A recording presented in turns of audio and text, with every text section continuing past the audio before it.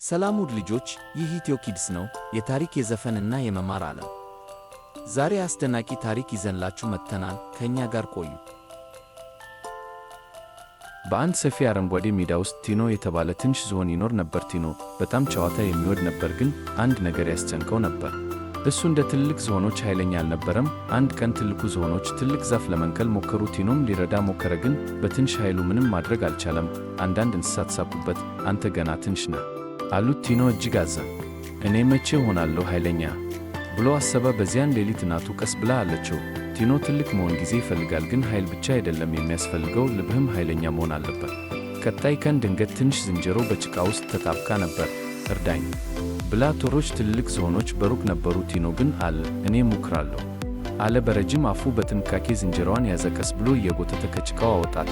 አመሰግናለሁ አለች ዝንጀሮዋ በደስታ። ሌሎች እንስሳትም ተመልከቱ፣ ቲኖ ጀግና ነው አሉ። ቲኖ ፈገግ አለ። በዚያ ጊዜ እውነቱን ተረዳ። ኃይል በመጠን አይመዘንም፣ በድፍረትና በልብ ይመዘናል። ከዚያ ቀን ጀምሮ ቲኖ ራሱን አልናቀም። ትንሽ ቢሆንም ትልቅ ልብ እንዳለው አወቀ። ትልቅ ሕልም ለማሳካት ትልቅ ልብ ብቻ ያስፈልጋል።